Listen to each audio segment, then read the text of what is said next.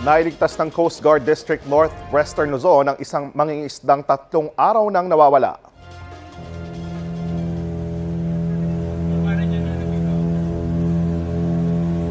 Sa tulong ng isinagawang air surveillance ng Philippine Coast Guard ay natagpuan ang mangingisdang sa layong 330 nautical miles mula sa Agno, Pangasinan. Kwento niya, pabalik na sana siya mula sa pamamalaot nang tumama ang isang dolphin sa kanyang bangka, kaya yung tumao. Nananatili siya sa isang payaw at doon naghintay ng rescue. Agad siyang dinala sa pagamutan.